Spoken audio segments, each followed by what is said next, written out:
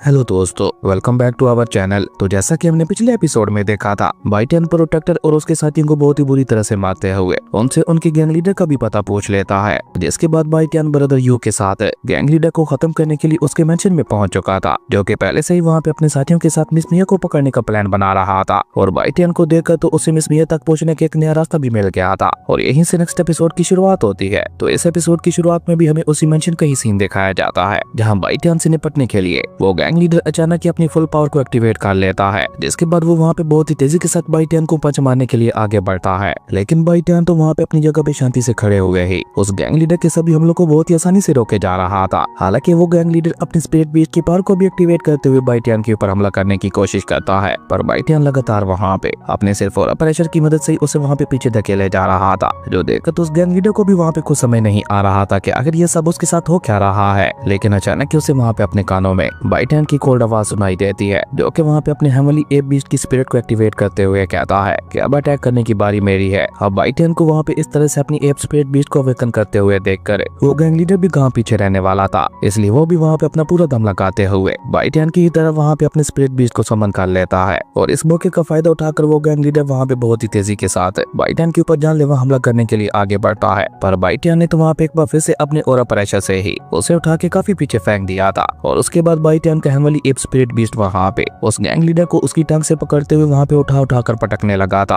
और उसे वहाँ पे अच्छी तरह से धोने के बाद बाइटियन का हेवनली एप स्पिरिट बीस्ट उसे वहाँ पे उठाकर काफी पीछे फेंक देता है। लेकिन बाइटियन वहाँ पे भी नहीं रुकता, वो अचानक ही वहाँ पे अपनी आइस एंड फायर एनर्जी को कंबाइन करते हुए एक कंबाइन पाम टेक्निक को एक्टिवेट कर लेता है, जिसके अंदर आइस एंड फायर दोनों की एनर्जी मौजूद थी। अब बाइटियन के इतने ज्यादा खतरनाक अटैक को देखकर हम देखते हैं कि वो गैंग लीडर भी जल्दी से वहाँ पे खुद को संभालते हुए अपने सोल वेपन को बाहर निकाल लेता है। और उसके सोल वेपन का डिफेंस वाकई काफी ज्यादा स्ट्रॉन्ग था, क्योंकि जब बाइटियन अपनी पाम टेक्निक का इस्तेमाल करते हुए उसके ऊपर अटैक करता है तो उसने वहाँ पे अपने सोल वेपन का इस्तेमाल करते हुए बाइटियन के उस अटैक को बहुत ही इजीली वहाँ पे रोक लिया था। जो देखकर वो गैंग लीडर वहाँ पे बाइटियन का मजाक उड़ाते हुए कहता है, बच्चे तुम्हें क्या लगा था कि अगर तुमने यहाँ पे मेरे एक दो मामूली हमलों को रोक लिया है तो क्या तुम मुझे यहाँ पे इतनी आसानी से हरा दोगे? नहीं, बल्कि असल फाइट तो अब स्टार्ट हुई है। असल में गैंग लीडर वहाँ पे अपने सोल वेपन को लेकर कुछ ज्यादा ही कॉन्फिडेंट में आ चुका था। और ये कहकर वो गैंग लीडर वहाँ पे सामने से बाइटियन के ऊपर हमला करने के लिए आगे बढ़ता है। जो देखकर बाइटियन अचानक ही वहाँ पे अपनी हेवनली स्पिरिचुअल पावर को एक्टिवेट करते हुए सीधा ऊपर हवा में उठ गया था। और वहाँ पे वो अपनी हेवनली थंडर पावर को एक्टिवेट करते हुए उस गैंग लीडर को वहाँ पे हेवनली लाइटनिंग के झटके देने लगा था, जिससे बेचारा वो गैंग लीडर अपने सोल वेपन की मदद से भी खुद को नहीं बचा पा रहा था। जिसके चलते हम देखते हैं कि गैंग लीडर को वहाँ पे अपनी बॉडी के अंदर काफी ज्यादा पेन भी हो रहा था। पर इसी बीच मौके का फायदा उठाकर गैंग लीडर वहाँ पे बहुत ही चालाकी के साथ अपने स्पिरिचुअल जेटलिस्टमैन का इस्तेमाल करते हुए उसकी मदद से वहाँ पे बाइटियन के ऊपर अटैक कर देता है। असल में उस जेटलिस्टमैन के अंदर भी थंडर की पावर थी और ऊपर से वो तिलिस्मैन खुद को वहाँ पे मल्टीप्लाई किए जा रहा था।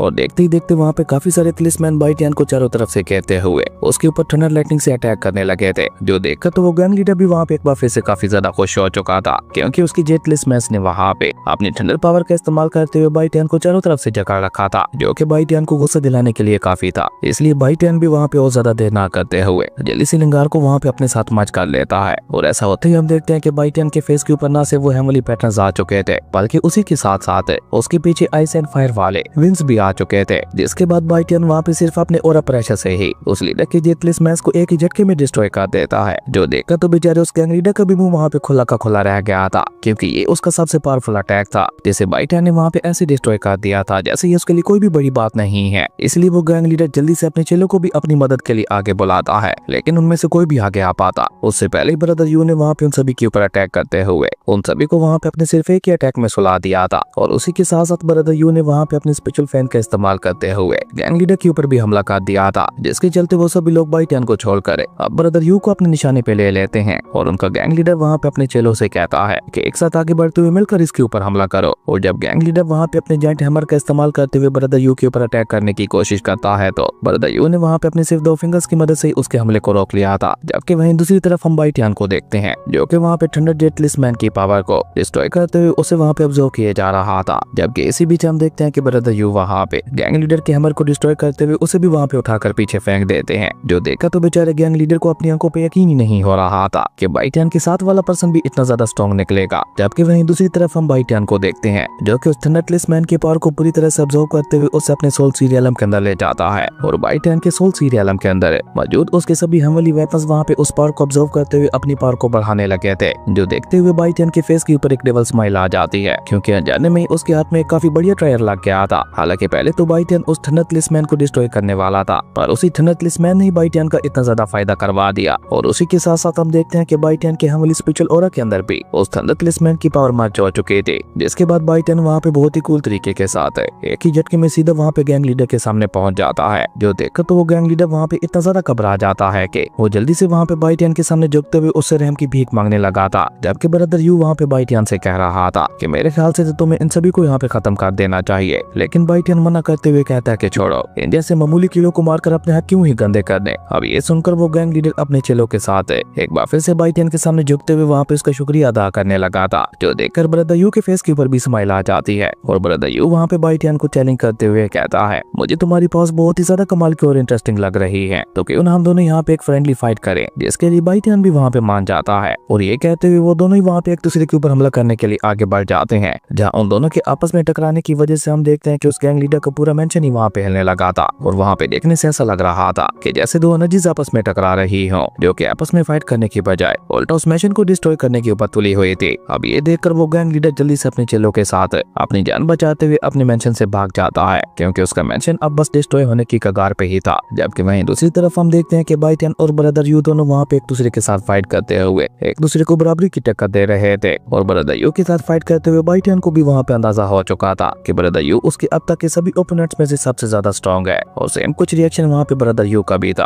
और इसी तरह वो दोनों वहाँ पे आपस में फाइट करते हुए मेंशन को पूरी तरह से डिस्ट्रॉय करने के बाद हम मेंशन से बाहर आ चुके थे। जो देखकर गैंग लीडर के एक चेला वहाँ पे अपने गैंग लीडर से कहता है, गैंग लीडर आपको नहीं लगता कि आपको आगे बढ़ते हुए जाकर उन्हें रोकना चाहिए। इस पे गैंग लीडर उल्टा वहाँ पे अपने चेले के इशारे में मारते हुए कहता है, बेवकूफ कहीं के, यहाँ पे मुझे अपनी जान की पड़ी हुई है और तुम चाहते हो कि मैं यहाँ पे अपनी इतनी कीमती जान को खतरे में डालते हुए जाकर अपने उस मेंशन को बचाने की कोशिश करूँ। जबकि वहीं दूसरी तरफ ब्रदर यू वहाँ पे बाइटियन को सुधान करते हुए कहता है, सुधान हो जाओ, अब मैं तुम्हारे ऊपर अपना थंडर अटैक करने वाला हूँ। और ये कहते हुए ब्रदर यू ने वहाँ पे अपने हेवनली एंशिएंट बर्ड बीस्ट को भी समन कर लिया था, जिसके अंदर थंडर की पावर थी। और जैसे ही ब्रदर यू वहाँ पे अपने एंशिएंट हेवनली बीस्ट को समन करता है तो उसके चलते हम देखते हैं कि गैंग लीडर और उसके सभी चेलों को वहाँ पे थंडर के झटके लगने लगे थे। वहीं दूसरी तरफ बाइटियन वहाँ पे उस एंशिएंट बर्ड बीस्ट को देखकर इंप्रेस होते हुए कहता है, तुम्हारे पास तो वाकई काफी कमाल के एंशिएंट बीस्ट है। आज तक मैंने 5 ही ऐसे एंशिएंट बर्ड बीस्ट के बारे में सुना है, जिसका मतलब है कि उनमें से एक तुम्हारे पास है और यही बात तुम्हें अपने आप में ही बहुत ज्यादा खास बनाती है। और ये कहकर बाइटियन वहाँ पे एक बार फिर से अपनी आइस एंड फायर एट्रीब्यूट की पावर को आपस में कंबाइन करते हुए अपने गॉड चक्र को एक्टिवेट कर लेता है और उसकी सारी पावर को वहाँ पे अपने हाथों में लाते हुए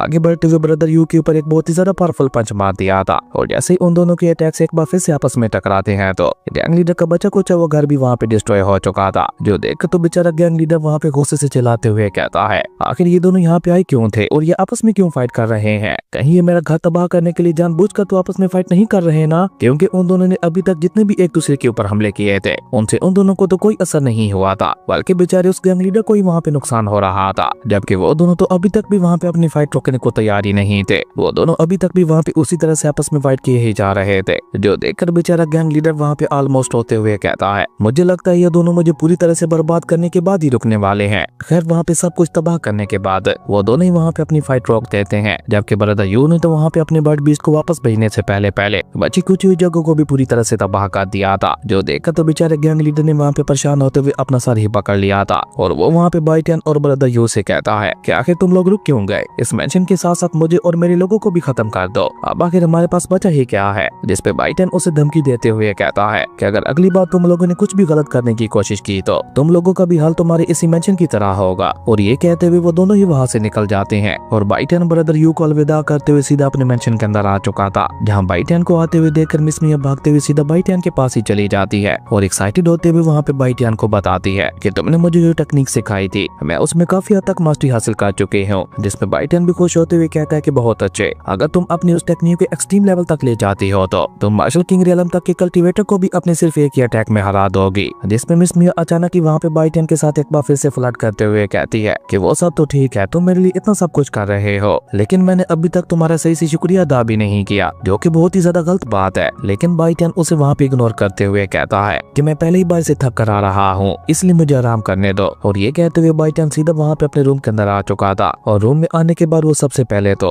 अपने रूम के बाहर एक प्रोटेक्टिव फॉर्मेशन लगा देता है ताकि मिस मिया उसे दोबारा तंग करने के लिए उसके रूम में ना आ जाए। और उसके बाद बाइटियन अपने बेड के ऊपर बैठते हुए वहाँ पे अपनी कल्टीवेशन को स्टार्ट कर देता है। उसके बाद सीन चेंज होता है, हमें डायरेक्टली सुबह का ही सीन दिखाया जाता है जहाँ बाइटियन एक लंबी अंगड़ाई लेते हुए अपने रूम से बाहर आता है और बाइटियन को बाहर आते हुए देखकर मिस मिया तो वहाँ भी उसके ऊपर गुस्से से बरस पड़ती है जो कल रात बाइटियन ने उसके लिए रूम बंद कर दिया था। अब मिस मिया को गुस्से में देखकर बाइटियन वहाँ पे उसे टालते हुए कहता है कि असल में मैं कल एक लंबी फाइट करके आ रहा था, इसलिए शायद मैं बहुत ही ज्यादा थक गया था और आते साथ ही बेड पे जाते हुए सो गया, जिसके बाद मुझे कुछ पता ही नहीं चला। और अब ये फालतू बातें छोड़ो और चलो हम मार्केट के चक्कर लगा कर आते हैं। जिसके बाद बाइटियन मिस मिया के साथ मार्केट में चला जाता है जहाँ अभी वो दोनों मार्केट का चक्कर लगा ही रहे थे कि तभी अनजाने में ही उनकी मुलाकात वहाँ पे किंटियन के साथ हो जाती है जो कि बाइटियन को देखकर वहाँ पे खुश होते हुए कहता है कि आज रात मेरी किन फैमिली के अंदर एक बहुत बड़ी पार्टी होने वाली है और क्योंकि तुमने शॉपकीपर की फ्रॉड से मुझे बचाया था इसलिए मैं तुम्हारा शुक्रिया अदा करने के लिए तुम्हें भी अपनी पार्टी के अंदर इन्वाइट करना चाहता हूँ। जिसके लिए पहले तो बाइटियन साफ साफ मना कर देता है, लेकिन जब किंटियन उसे वहाँ पे बताता है कि पार्टी के अंदर बहुत बड़े बड़े लोग आने वाले हैं, इवन हमारी किन फैमिली की पार्टी के अंदर मेडिसन वैली के लोग भी आने वाले हैं, तो ये सुनकर अब बाइटियन को भी वहाँ पे थोड़ा इंटरेस्ट आने लगा था। और क्योंकि बाइटियन तो पहले से ही मेडिसन वैली के लोगों के साथ मिलना चाहता था इसलिए अब की बार बाइटियन भी किंटियन की ऑफर को एक्सेप्ट करते हुए उसकी पार्टी में आने के लिए मान जाता है। बाइटियन की ये बात सुनकर हम देखते हैं कि किंटियन भी वहाँ पे खुश होते हुए उन दोनों को ही लेकर जल्दी से अपनी फैमिली मेंशन के अंदर आ जाता है जहाँ पे बाइटियन की मुलाकात किन फैमिली के एक और मेंबर के साथ भी होती है जो कि बाइटियन के कारनामों से अच्छी तरह से वाकिफ था। और जब से बाइटियन ने मिंटस गैंग का खात्मा किया था तो बाइटियन का नाम वहाँ पे पूरी सिटी में फैल चुका था, लेकिन किन फैमिली का वो दूसरे मेंबर भले ही बाइटियन से बात करते हुए उसकी तारीफ कर रहा था लेकिन उसकी असल नजर तो वहाँ पे मिस मिया के ऊपर थी। इवन किन फैमिली का वो मेंबर वहाँ पे बाइटियन की बेइज्जती करने की भी कोशिश करता है जिसपे किंटियन को गुस्सा तो काफी ज्यादा आता है, लेकिन बाइटियन इग्नोर करते हुए उससे कहता है कि चलो हम अंदर चलकर मेडिसन वैली के लोगों के साथ मिलते हैं। पर इसमें भी किन फैमिली का वो मेंबर अपनी टांग अड़ाते हुए कहता है तो अब मेरी किन फैमिली तुम्हारे जैसे मामूली लोगों से मेडिसन वैली के लोगों का स्वागत करवाएगी? क्या हमारी किन फैमिली के इतने ज्यादा बुरे दिन आ चुके हैं? अगर अपनी सलामती चाहते हो तो चुपचाप दफा हो जाओ यहाँ से, वरना मैं खुद तुम लोगों को धक्के देकर अपनी किन फैमिली से बाहर निकाल दूंगा। जिसपे मिस मिया आगे बढ़ते हुए उससे कहती है ओ तो क्या वाकई तुम में इतनी ज्यादा हिम्मत है कि तुम हमें यहाँ से बाहर निकाल सको? मिस मिया की ये बात सुनकर हम देखते हैं कि वो पर्सन जिसका नाम ली फई था वो उसके साथ बहुत ही प्यार से बात करते हुए कहता है कि तुम्हें यहाँ से बाहर निकालने की बात किसने की? तुम तो अगर चाहो तो तुम हमेशा हमेशा के लिए यहीं पे रुक सकती हो। और ये कहकर जैसे ली फई मिस मिया को छूने के लिए अपना हाथ आगे बढ़ाता है तो मिस मिया वहाँ पे गुस्से से उसके हाथ को मरोड़ते हुए उसके ऊपर थप्पड़ों की बरसात कर देती है और गुस्से से उससे कहती है कि आखिर तुम्हारी औकात ही क्या है जो तुम बाइटियन से इस तरह से बात कर रहे थे। और ये कहते हुए मिस मिया उसे धक्का देकर पीछे गिरा देती है, जिसके बाद वो दोनों किंटियन के साथ चुपचाप वहाँ से आगे बढ़ जाते हैं। हालांकि ये देखकर बेचारे किंटियन भी थोड़ा परेशान हो चुका था, लेकिन अभी के लिए ली फई की हरकतों को देखते हुए उसे भी यही सही लग रहा था, जबकि ली फई को तो वहाँ पे बाइटियन के ऊपर बहुत ही ज्यादा गुस्सा आ रहा था। लेकिन इसी बीच वहाँ पे मेंटिस गैंग के लीडर की भी एंट्री होती है जो कि वहाँ पे आते हुए ली फई से कहता है कि आखिर तुम्हारी ऐसी हालत किसने कर दी? जिसपे ली फई गैंग लीडर को वहाँ पे बाइटियन के खिलाफ भड़काते हुए कहता है कि वो सब छोड़ो और मेरी बात गौर से सुनो, मैंने अभी अभी तुम्हारे दुश्मन को देखा था, वो तुम्हारे खिलाफ बहुत ही बुरी बुरी बातें कर रहा था। असल में ली फई अपना बदला लेने के लिए गैंग लीडर को यहाँ पे बाइटियन के खिलाफ भड़काना चाहता था। अब ली फई की सारी बातें सुनते हुए गैंग लीडर भी काफी ज्यादा गुस्सा हो चुका था, क्योंकि ली फई ने वहाँ पे बहुत ही चालाकी के साथ उसे बाइटियन का नाम तो बताया ही नहीं था। इसलिए गैंग लीडर गुस्से से उससे कहता है कि मुझे उस पर्सन के पास लेके चलो जो कि यहाँ पे मेरे खिलाफ बातें कर रहा था। गैंग लीडर की ये बात सुनकर ली फई वहाँ पे बहुत ही एटीट्यूड के साथ गैंग लीडर को अपनी फैमिली के मेन हॉल के अंदर ले आता है, जहाँ जैसे बेचारे गैंग लीडर की नजर बाइटियन के ऊपर पड़ती है तो वो वहाँ पे उसके पैरों में गिरते हुए उससे माफी मांगने लगा था। और उसी के साथ साथ गैंग लीडर उल्टा वहाँ पे ली फई को थप्पड़ मारते हुए कहता है तो तुम यहाँ पे मुझे मेरे ही मास्टर के खिलाफ भड़काना चाहते थे। और ये कहकर गैंग लीडर अपना सारा गुस्सा वहाँ पे ली फई के ऊपर ही निकालना शुरू कर देता है। और अभी मेटिस गैंग का लीडर वहाँ पे ली फई को थप्पड़ मार ही रहा था कि इसी बीच वहाँ पे एक और एल्डर की एंट्री होती है जो कि गुस्से से वहाँ पे गैंग लीडर को रोकने के लिए उसके ऊपर हमला कर देता है, जिससे गैंग लीडर तो वहाँ पे जंप करते हुए बच गया था। लेकिन उस एल्डर का अटैक सीधा जाकर वहाँ पे बाइटियन को लगता है, लेकिन बाइटियन ने भी वहाँ पे उस अटैक को अपने सिर्फ 2 फिंगर्स का ही इस्तेमाल करते हुए रोक लिया था, जो देखकर गैंग लीडर वहाँ पे जल्दी से भागकर उस एल्डर के पास जाकर उन्हें समझाते हुए कहता है एल्डर प्लीज आप शांत हो जाइए, आप इस लड़के बाइटियन को नहीं जानते, अगर इसे यहाँ पे गुस्सा आ गया तो ये यहाँ पे आपके पूरे मेंशन को ही डिस्ट्रॉय कर देगा। इसी बीच वहाँ पे याओ चेन नाम के एक मास्टर की एंट्री होती है जो कि वहाँ पे बहुत ही कूल तरीके से एंट्री लेते हुए अपने एल्डर के साथ आ रहा था, जिसे देखकर वो एल्डर भी वहाँ पे उसकी चपलूसी करते हुए उसे वहाँ पे क्रिएट करता है, पर याओ चेन उसे वहाँ पे ज्यादा भाव नहीं देता। इसी बीच मेटिस गैंग का लीडर भी आगे बढ़कर जैसे याओ चेन से मिलने की कोशिश करता है तो याओ चेन उसे वहाँ पे उठाकर ऐसे दूर फेंक देता है जैसे हम चाय से मक्खी को बाहर फेंकते हैं। खैर याओ चेन वहाँ पे इसी तरह से बहुत ही एटीट्यूड के साथ किन फैमिली की मेडिसिन हॉल के अंदर आ जाता है, जिसके पीछे पीछे बाइटियन भी मिस मिया के साथ वहाँ पे चला जाता है। लेकिन जाने से पहले वो वहाँ पे गैंग लीडर को उसे हील करने के लिए कुछ हीलिंग पिल्स भी दे देता है। खैर उसके बाद हमें मेडिसिन हॉल का ही सीन दिखाया जाता है जहाँ पे किन फैमिली का मास्टर भी वहाँ पे याओ चेन के साथ बहुत ही रिस्पेक्ट से बात कर रहा था और याओ चैन को खुश करने के लिए वो वहाँ पे याओ चैन को 3 स्पिरिचुअल हब्स दिखाता है जो कि हजारों साल पुरानी थी। उन तीनों स्पिरिचुअल हब्स को देखकर याओ चैन के मुंह में भी वहाँ पे पानी आ चुका था। इसलिए याओ चैन जल्दी से वहाँ पे अपने पास एक 8 लेवल की पिल को बाहर निकाल कर उसे किन फैमिली के एल्डर को देते हुए कहता है, क्या आप इस 8 लेवल की पिल के बदले में मुझे ये तीनों स्पिरिचुअल हब्स दे सकते हैं? जिसके लिए किन फैमिली का वो एल्डर साफ साफ इनकार कर देता है, क्योंकि किन फैमिली का एल्डर वहाँ पे उन स्पिरिचुअल हब्स के बदले में एक हेवनली पिल चाहता था। इसी बीच याओ चैन की नजर वहाँ पे किन फैमिली के एल्डर की वाइफ के ऊपर पड़ती है, जिसकी हालत वहाँ पे काफी ज्यादा खराब दिखाई दे रही थी, जो देखकर याओ चैन के फेस के ऊपर एक डेविल स्माइल आ जाती है। हालांकि उस एल्डर की वाइफ उसे वहाँ पे बताती है कि वो ज्यादा बीमार नहीं है, ये तो बस मामूली सा बुखार है। लेकिन याओ चैन वहाँ पे एक मिस्टीरियस स्माइल करते हुए उससे कहता है, आपको मुझसे छुपाने की कोई भी जरूरत नहीं है और मैं ये बात भी अच्छी तरह से जानता हूँ कि आपका जल्द से इलाज नहीं किया गया तो आपकी जान को भी खतरा हो सकता है। अब याओ चैन की ये बात सुनकर हम देखते हैं कि किन फैमिली का वो एल्डर भी काफी ज्यादा हैरान हो चुका था और साथ ही साथ याओ चैन की मेडिसिन एबिलिटीज को देखकर उससे इम्प्रेस भी। इसलिए वो एल्डर वहाँ पे याओ चैन के सामने एक शर्त रखते हुए कहता है कि अगर आप मेरी वाइफ का इलाज कर देते हैं तो आप इन तीनों में से कोई भी एक स्पिरिचुअल हर्ब ले सकते हैं। इसी बीच वहाँ पे बाइटियन की भी एंट्री होती है, जिसे देखकर किन फैमिली के उस एल्डर को वहाँ पे इतना ज्यादा गुस्सा आता है कि वो बाइटियन के ऊपर अटैक करने के लिए आगे बढ़ता है। पर बाइटियन वहाँ पे अपनी हेवनली स्पिरिचुअल पावर का इस्तेमाल करके उल्टा वहाँ पे उसके ऊपर ही अटैक करते हुए उसे वहाँ पे शांत करवा देता है। और उसी के साथ बाइटियन उस एल्डर को वहाँ पे समझाने की कोशिश करते हुए कहता है, आपको नहीं लगता कि आपको किसी के ऊपर भी भरोसा करने से पहले एक बार उसके बारे में अच्छी तरह से जान लेना चाहिए। ये पर्सन यहाँ पे बस आपकी वाइफ की बीमारी का बहाना बनाते हुए आपसे इन स्पिरिचुअल हब्स को छीनना चाहता है। अब बाइटियन की ये बात सुनकर हम देखते हैं कि याओ चैन को तो वहाँ पे बहुत ही ज्यादा गुस्सा आ चुका था। वो गुस्से से वहाँ पे चिल्लाते हुए बाइटियन से कहता है, आखिर तुम्हारी हिम्मत भी कैसे हुई मेरे खिलाफ इस तरह से बात करने की? तुम जानते भी हो मैं कौन हूँ? जिसपे बाइटियन भी वहाँ पे बहुत ही एटीट्यूड के साथ उससे कहता है कि तुम जो कोई भी हो मुझे उससे कोई भी मतलब नहीं है, लेकिन मैं इतना जानता हूँ कि तुम इनकी वाइफ का इलाज करने के काबिल नहीं हो। और ये कहकर बाइटियन वहाँ पे उस एल्डर के सामने अपनी ऑफर रखते हुए कहता है कि अगर आप अपनी वाइफ का इलाज करने का मौका मुझे देते हैं तो मैं न सिर्फ आपकी वाइफ की बीमारी को ठीक कर दूंगा बल्कि उसी के साथ साथ उनका अटका हुआ ब्रेक थ्रू भी करवा दूंगा। अब बाइटियन की ये बात सुनकर वो एल्डर भी वहाँ पे कंफ्यूज हो चुका था कि आखिर वो अपनी वाइफ का इलाज करवाए तो करवाए कैसे। जो देखकर याओ चैन वहाँ पे गुस्से से आगे बढ़ते हुए बाइटियन से कहता है, तो अब तुम्हारे जैसा कोई भी मामूली सा लड़का मुंह उठाकर यहाँ पे आकर ये बोल देगा कि वो किसी का इलाज कर सकता है तो क्या हम लोग ऐसे ही तुम्हारी बात मान लेंगे? अब याओ चैन की ये बात सुनकर बाइटियन वहाँ पे कोल्ड एटीट्यूड में उससे कहता है कि अगर तुम्हें मेरे ऊपर इतना ही ज्यादा शक हो रहा है तो तुम मेरे साथ यहाँ पे कंपटीशन क्यों नहीं कर लेते? अभी यहाँ पे पता चल जाएगा कि कौन कितना पानी में है। जिसपे याओ चैन वहाँ पे एक बार फिर से बाइटियन का मजाक उड़ाते हुए कहता है, मेरे इतने ज्यादा बुरे दिन भी नहीं आए हैं कि मैं तुम्हारे जैसे एक मामूली लड़के के साथ अब कॉम्पीट करूँ। मुझे बस एक रीजन बता दो कि आखिर तुम्हारे अंदर ऐसी क्या खास बात है जिसके चलते मैं यहाँ पे तुम्हारे साथ कॉम्पीट करूँ। अब याओ चैन की ये बात सुनकर हम देखते हैं कि बाइटियन जल्दी से वहाँ पे अपने पास है तो उसे अपना 4th ग्रेड कलकेमी बैच निकाल कर बाहर दिखाता है, जिसे देखकर तो वहाँ पे याओ चैन के साथ साथ बाकी सभी लोगों की आंखें भी वहाँ पे बाहर आने को हो जाती हैं, क्योंकि उन्होंने भी आज तक इतनी यंग एज का 4th लेवल कलकेमी मास्टर नहीं देखा था। अब याओ चैन की वहाँ पे इस तरह से बोलती बंद होते हुए देखकर बाइटियन वहाँ पे उसका मजाक उड़ाते हुए कहता है, अब खामोश क्यों हो गए? चलो आओ हम आपस में पिल रिफाइनिंग का मुकाबला करते हैं और जो भी यहाँ पे हाई ग्रेड की पिल को रिफाइन करेगा वो ये कंपटीशन जीत जाएगा। और अगर मैं हार जाता हूँ तो उसके लिए मैं तुम्हें अपनी ये आइस जिनसिंग भी देने के लिए रेडी हूँ। और ये कहते हुए बाइटियन ने वहाँ पे एक आइस जिनसिंग को भी बाहर निकाल लिया था, जिसे देखते हुए याओ चैन के मुंह में तो वहाँ पे एक बार फिर से पानी आ चुका था। लेकिन ये सब तो असल में बाइटियन का ही प्लान था। वो अपनी आइस जिनसिंग वहाँ पे उन सभी को दिखाते हुए किन फैमिली के एल्डर से कहता है, अब जब मैं यहाँ पे इस कंपटीशन के ऊपर एक चीज दाव पे लगा रहा हूँ तो आपको नहीं लगता कि आपको भी कोई चीज दाव पर लगानी चाहिए? जिसपे किन फैमिली के एल्डर वहाँ पे उससे कहता है कि अगर तुम ये कंपटीशन जीत जाते हो तो मैं तुम्हें अपने मेडिसिन हाल के कुछ स्पिरिचुअल स्टोन्स और हर्ब्स देने के लिए तैयार हूँ। जिसपे बाइटियन कहता है कि मुझे उन मामूली स्टोन से कोई भी मतलब नहीं है, मुझे थंडर स्टोन चाहिए, इसलिए आपको दाव के ऊपर भी थंडर स्टोन ही लगाना चाहिए। अब बाइटियन की ये बात सुनकर तो हम देखते हैं कि याओ चैन को एक बार फिर से उसके ऊपर काफी ज्यादा गुस्सा आने लगा था। वो गुस्से से चिल्लाते हुए बाइटियन से कहता है, तुम जानते भी हो तुम क्या बकवास कर रहे हो? थंडर स्टोन तुम्हारी इस आइस जिनसिंग से बहुत ही ज्यादा खास है और तुम चाहते हो कि हम ऐसे थंडर स्टोन को दाव पे लगा दें, लेकिन चलो तुम्हारी ये एकड़ी तो तोड़नी ही है,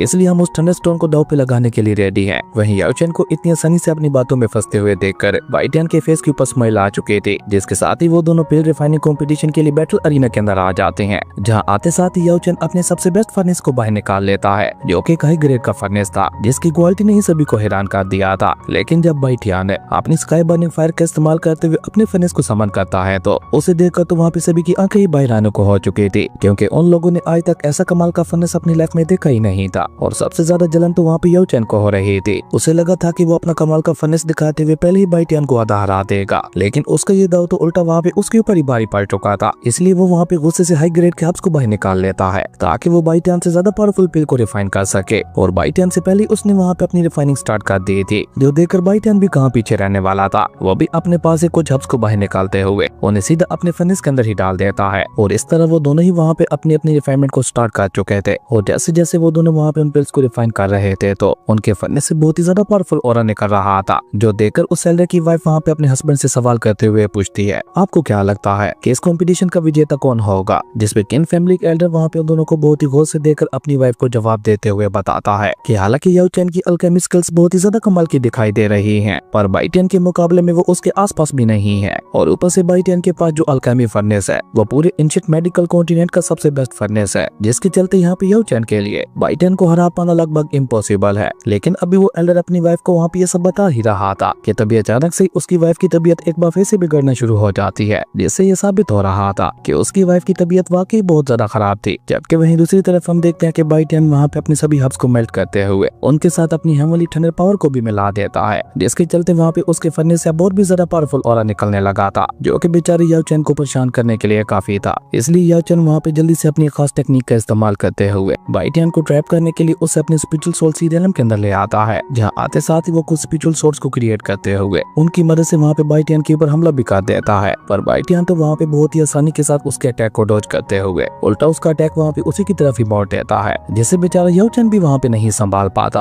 और देखते ही देखते वहाँ पे एक बहुत बड़े एनर्जी ब्लास्ट के साथ वो खुद ही अपने स्पिरिचुअल सोल सीरियलम से बाहर आ चुका था, जहाँ बेचारा याओ चैन खुद को संभाल पाता उससे पहले वहाँ पे उसके फर्नेस के अंदर भी एक बहुत बड़ा ब्लास्ट हो जाता है, जिसके इम्पैक्ट की वजह से बेचारा याओ चैन वहाँ से उड़ता हुआ काफी पीछे जा गिरता है, जो देखकर याओ चैन का एल्डर वहाँ पे उसे संभालने के लिए आगे बढ़ने की कोशिश करता है। पर याओ चैन तो गुस्से से उसे भी खुद से दूर धकेलते हुए बाइटियन से कहता है, आज चाहे कुछ भी हो जाए लेकिन मैं तुम्हें जिंदा नहीं छोड़ने वाला। जिसपे बाइटियन बहुत ही कूल तरीके के साथ अपने फर्नेस को कंट्रोल करते हुए वहाँ पे याओ चैन से कहता है, मारना मराना तो बात की बात है, पहले यहाँ पे तुम मेरे साथ कॉम्पीट तो करके दिखाओ। वहीं बाइटियन की सारी बातें याओ चैन को वहाँ पे और भी ज्यादा गुस्सा दिला रही थी, जबकि किन फैमिली के एल्डर को भी अब वहाँ पे यकीन हो चुका था कि उसकी वाइफ का इलाज बाइटियन के अलावा और कोई भी नहीं कर सकता। और ऊपर से उस एल्डर की वाइफ में भी एक नई उम्मीद जाग उठी थी कि बाइटियन उसे वाकई ठीक कर सकता है। जबकि वहीं दूसरी तरफ हम देखते हैं कि जैसे जैसे बाइटियन वहाँ पे अपनी पिल को रिफाइन करने के करीब जा रहा था, वहाँ पे आसपास का पूरा मौसम भी चेंज होता चला जा रहा था, जो देखकर तो बैटल अरीना के अंदर बैठे हुए लोगों को वहाँ पे कुछ समझ ही नहीं आ रहा था कि आखिर यहाँ पे ये सब हो क्या रहा है। जो देखकर याओ चैन तो वहाँ पे गुस्से के साथ अपने एल्डर को वहाँ पे बाइटियन को मारने का आदेश दे देता है, जिसके चलते वो एल्डर भी वहाँ पे धीरे धीरे अपने डैगर को बाहर निकालते हुए वहाँ पे बाइटियन की तरफ आगे बढ़ने लगा था, जो देखकर उस एल्डर की वाइफ भी वहाँ पे परेशान हो जाती है। लेकिन जैसे वो एल्डर वहाँ पे बाइटियन के ऊपर अटैक करने के लिए उसके करीब पहुंचता है तो एक हेवनली थंडर का झटका सीधा आकर उसे वहाँ पे हिट कर जाता है, जिसके चलते बेचारा वो एल्डर भी वहाँ पे बहुत ही बुरी तरह से इंजर्ड हो चुका था। जबकि अपने एल्डर की ऐसी हालत देखकर तो बेचारा याओ चैन अब वहाँ पे और भी ज्यादा परेशान हो जाता है। वो यहाँ पे सबके सामने जितना ज्यादा बाइटियन को सबक सिखाने की कोशिश कर रहा था, उल्टा वहाँ पे उसकी अपनी ही बेइज्जती होती चली जा रही थी। इसलिए अब याओ चैन वहाँ पे डायरेक्टली बाइटियन के ऊपर अटैक करने का डिसाइड करता है। और जैसे ही उसे वहाँ पे मौका मिलता है तो वो वहाँ पे बहुत ही चालाकी के साथ बाइटियन के ऊपर हमला कर देता है। पर बाइटियन के सेंसेस बहुत ही ज्यादा कमाल के थे, इसलिए वो पहले वहाँ पे उसके अटैक को सेंस करते हुए न सिर्फ वहाँ पे उसके अटैक को डॉज कर देता है, बल्कि उसी के साथ साथ अपनी हेवनली थंडर पावर का रुख भी वहाँ पे उसकी तरफ मोड़ दिया था, जिसके इम्पैक्ट की वजह से हम देखते हैं कि अब खुद याओ चैन भी बहुत ही बुरी तरह से इंजर्ड हो चुका था। जबकि इसी बीच हम देखते हैं कि बाइटियन के फर्नेस के ऊपर हेवनली टर्बुलेशन बनने लगती है, जो देखकर तो वहाँ पे खड़े हुए लोगों की आंखें ही बाहर आने को हो चुकी थी, क्योंकि उन लोगों ने आज से पहले ऐसा कभी कुछ भी नहीं देखा था। और देखते ही देखते उस हेवनली टर्बुलेशन की सारी पावर बाइटियन के फर्नेस के ऊपर आके गिरती है, जिसे उस फर्नेस के अंदर पिल ने वहाँ पे पूरी तरह से अपने अंदर अब्सॉर्ब कर लिया था। और इसी के साथ वो पिल वहाँ पे पूरी तरह से रिफाइन होते हुए बाइटियन के हाथों में आ जाती है। और बाइटियन वो पिल वहाँ पे सीधा उस एल्डर की वाइफ की तरफ ही बढ़ाते हुए कहता है, जल्दी से इस पिल को खा लीजिए, इसको खाते साथ ही आप पूरी तरह से ठीक हो जाएंगी। लेकिन याओ चैन उन्हें वहाँ पे रोकते हुए कहता है कि नहीं, आप ऐसे इस पिल को कैसे खा सकती हैं, अगर ये पॉइजनस पिल हुई तो आपकी जान भी जा सकती है। याओ चैन की ये बात सुनकर बाइटियन वहाँ पे बहुत ही एटीट्यूड के साथ उस एल्डर की वाइफ से कहता है, अगर आपको मेरे ऊपर यकीन नहीं है तो आप बेशक इस पिल को मत खाइए, मैं आपको फोर्स नहीं कर रहा, अगर आप चाहें तो आप इस पिल को मुझे वापस लौटा सकती हैं। बाइटियन की ये बात सुनकर हम देखते हैं कि उस एल्डर की वाइफ भी वहाँ पे कुछ सोचते हुए उस पिल को वहाँ पे खाने का ही डिसाइड करती है। लेकिन वो वहाँ पे उस पिल को खा पाती उससे पहले ही उसका हस्बैंड वहाँ पे उसे रोकते हुए कहता है, क्या तुम्हें पक्का यकीन है कि ये पिल तुम्हें ठीक कर सकती है? हो सकता है यंग मदर याओ चैन की बात भी सही हो। लेकिन उस एल्डर की वाइफ वहाँ पे अपने हस्बैंड को समझाते हुए कहती है, नहीं, मुझे इस लड़के बाइटियन के ऊपर पूरा यकीन है। और ये कहते हुए वो लेडी वहाँ पे उस पिल को खा लेती है। और जैसे ही वो पिल वहाँ पे उसकी बॉडी के अंदर जाती है तो उसकी बॉडी धीरे धीरे वहाँ पे ऊपर हवा में उठने लगती है। और अचानक से वहाँ पे उसकी बॉडी से बहुत ही ज्यादा पावरफुल स्पिरिचुअल ऑरा निकलने लगा था, जिसके चलते न सिर्फ उसकी बॉडी की मरीनेस पूरी पूरी तरह से क्लीन हो रहे थे, बल्कि उसी के साथ साथ उसकी सारी बीमारियां भी ठीक होती चली जा रही थी। और ऊपर से वो वहाँ पे अपने अटके हुए ब्रेक थ्रू के भी क्लॉथ आने लगे थे। और एक साथ वहाँ पे इस तरह से तीन तीन चीजों को होते हुए देखकर तो बेचारे उस एल्डर को भी अपनी आंखों पे यकीन नहीं हो रहा था, क्योंकि उसे लगा था बाइटियन की रिफाइन की हुई ये पिल ज्यादा से ज्यादा बस उसकी वाइफ को ठीक ही कर पाएगी। लेकिन उस पिल के असर को देखकर तो वो खुद भी वहाँ पे हैरान हो चुका था। और देखते ही देखते उस एल्डर की वाइफ वहाँ पे ब्रेक थ्रू करते हुए पूरी तरह से ठीक हो जाती है, जो देखकर उस एल्डर की वाइफ वहाँ पे इतनी ज्यादा खुश हो जाती है कि वो जल्दी से आगे बढ़कर वहाँ पे बाइटियन के सामने झुकते हुए उसका शुक्रिया अदा करती है। लेकिन बाइटियन उन्हें वहाँ पे बीच में ही रोकते हुए कहता है कि नहीं नहीं, आप मुझसे बड़ी हैं, इसलिए आपको मेरे सामने साथ झुकाने की कोई भी जरूरत नहीं है। बाइटियन की ये बात सुनकर तो एल्डर की वाइफ वहाँ पे बाइटियन से और भी ज्यादा इंप्रेस हो जाती है और वो लगभग वहाँ पे अपने पति को डांटते हुए कहती है कि अब यहाँ पे खड़े खड़े मेरा मुंह क्या देख रहे हो, जल्दी से उन सभी हब्स को बाइटियन के हवाले कर दो। और इसी कमाल के सीन के साथ हमारी अमेजिंग एपिसोड यहीं पे खत्म हो गया था। दोस्तों अगर आपको ये वीडियो अच्छी लगी तो लाइक कर दें और अगर चैनल पे नए आए तो सब्सक्राइब करते जाना। तो मिलता है एक न्यू वीडियो में, तब तक के लिए बाय।